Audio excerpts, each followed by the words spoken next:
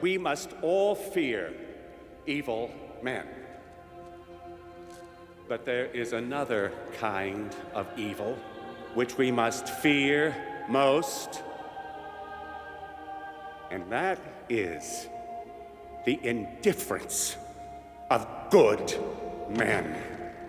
The bottom line is it's occurring, it's happening, it's true, but it's not being discussed in the media as far as I can see, or by any global health agency. Now we've actually got higher levels of deaths and no one seems to be commenting on it at all. It is utterly bizarre and inexplicable. Things seem scandalously silent. The press to be unwilling to just at least report on this, talk about this. Let's just break this down for you. More people are dying, excess deaths, than they were during the pandemic. And basically, this data can be peer-reviewed, it can be downloaded by people, it can be talked about and debated.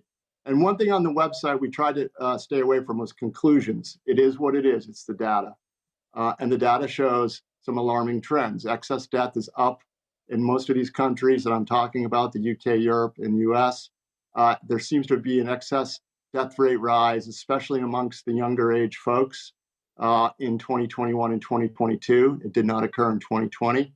So there's lots of public health questions that can be asked. Now, myself, Carlos, and Yuri believe it's the vaccine, but we're open to any kind of debate about it.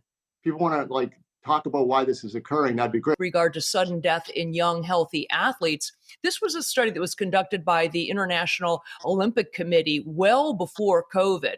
It dates back to looking at data from the mid-1990s until about 2006 and reported on the number of essentially professional level athletes who had sudden death on any given year. And as Ed said correctly, the average was around 29 athletes per year died of sudden death, and what was later determined in almost all of them to be cardiac related.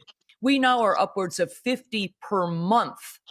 Okay, 50 per month since the beginning of 2021. More than we would expect. And yet people don't seem to be talking about it. Very, very strange. Lockdowns, when we started the lockdowns, 1,379 people dying a week. Now 1,822 people dying a week. More than when we started the lockdowns. And people don't seem to be shouting about it. We had all these lockdowns. We had this mass vaccination campaign. We had people bouncing up and down about it. Politicians and medical officers and scientific officers strutting over the telly every night, TV every night. And that we did so much for a certain number of deaths. Now we have a high number of deaths and no one seems to be saying a thing. It really is very, very strange that this is going on.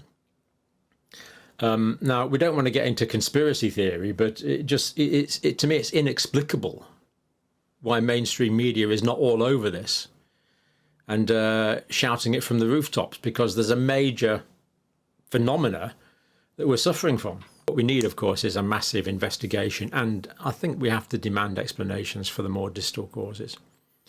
So there is something pretty horrible going on.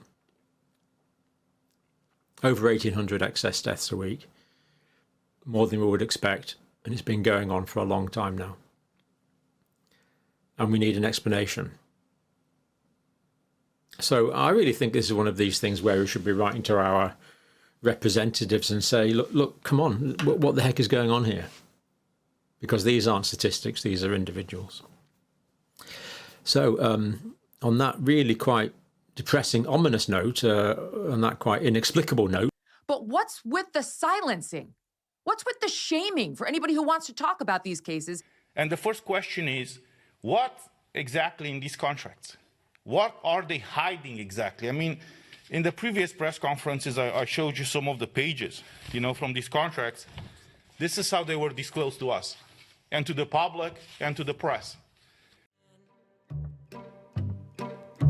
Sad little man, and he wants your kids. Some might live while the rest get sick. So put him to the test and listen for the yell. When the truth comes out, he's gonna burn in hell. Sad little man.